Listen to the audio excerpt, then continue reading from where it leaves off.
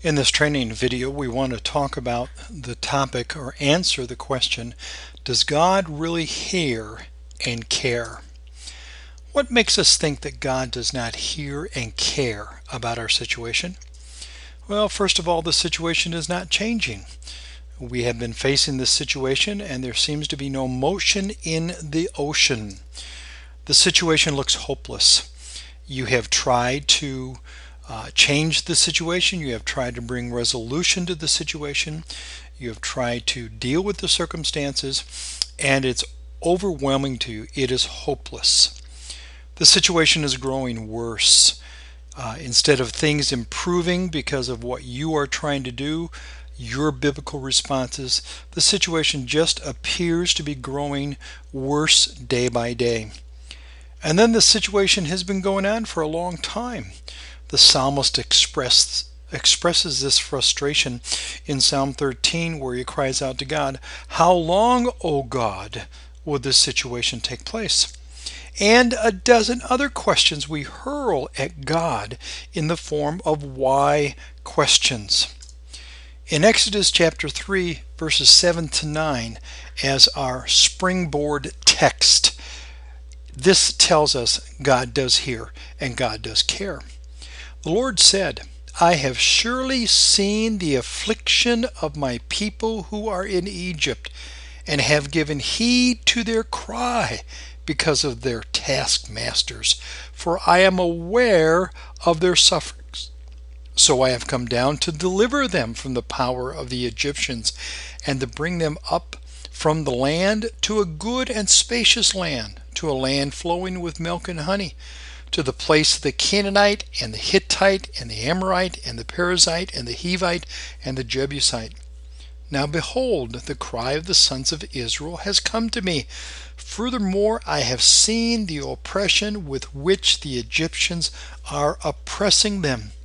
And immediately after verse 9, God commissions Moses and says, "Therefore come now, and I will send you to Pharaoh, so that you may bring my people, the sons of Israel, out of Egypt."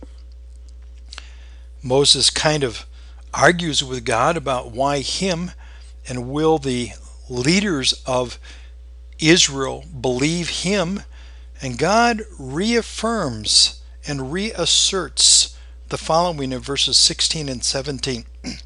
"Go and gather the elders of Israel together and say to them, the Lord, the God of your fathers, the God of Abraham, Isaac, and Jacob, has appeared to me, saying, I am indeed concerned about you and what has been done to you in Egypt.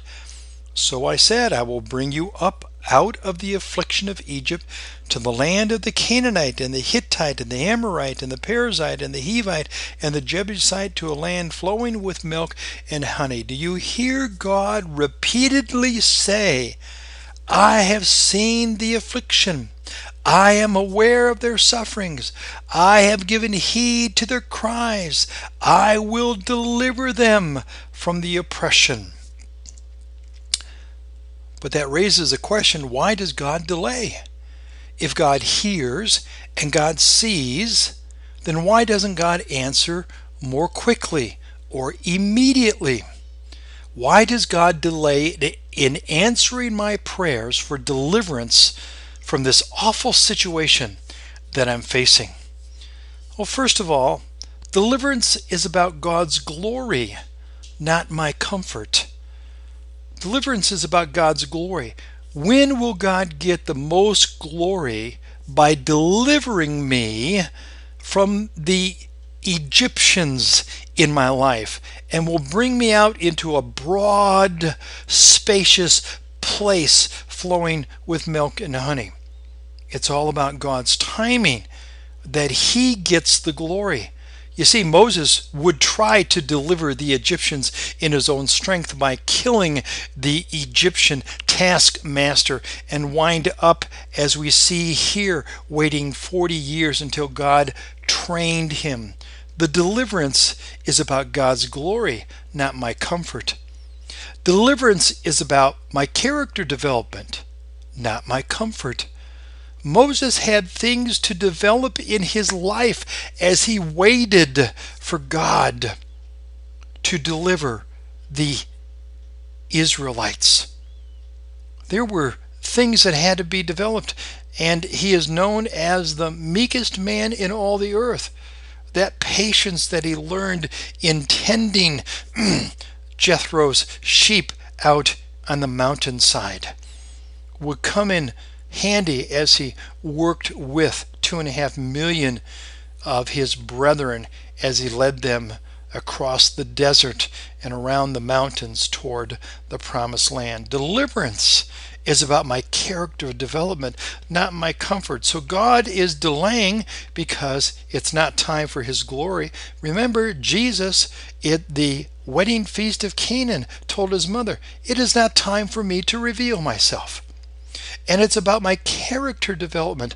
Ask yourself, what is God trying to develop? What aspect of my character do I need to be working on, waiting for his deliverance? And then deliverance is about God's perfect, patient timing, not my comfort. God is not willing that any should perish, but all should come to the knowledge of him through the repentance. God is transcendent. He is outside of time. Time is a problem for us. With the passing of time and no solutions, we think God is not working. That's what the psalmist struggled with in Psalm 13. Deliverance is about God's perfect, patient timing. And then deliverance is about experiencing God's sovereignty, not my comfort.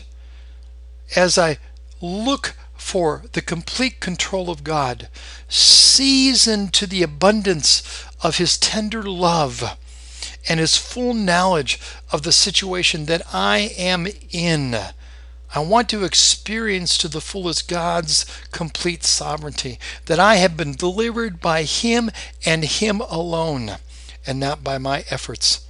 So we see that deliverance is about God's glory, not my comfort. Deliverance is about my character development, not my comfort. Deliverance is about God's perfect, patient timing, not my comfort. And deliverance is about experiencing God's sovereignty, not my comfort. While we wait, though, we can cling to him. God gives his credentials to Moses at least twice in Exodus 3 and 4, where he says, "I am the God of your father, the God of Abraham, the God of Isaac, and the God of Jacob."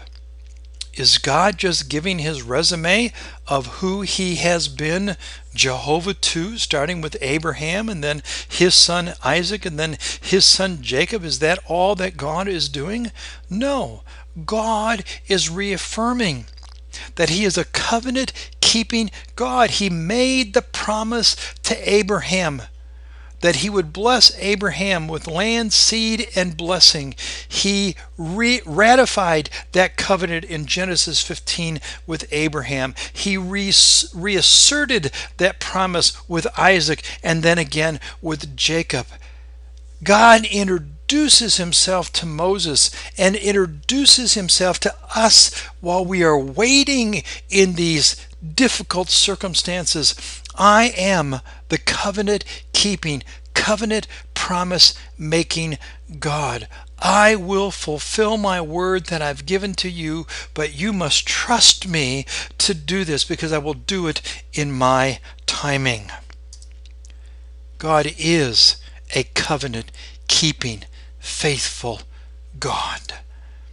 Romans chapter 8 tells us that if God did not spare his own son, why, and I'll paraphrase it here, would he shortchange us in what we need on a daily basis? For more information about Mount Carmel Ministries, check us out on the World Wide Web at www.mountcarmelmin.org.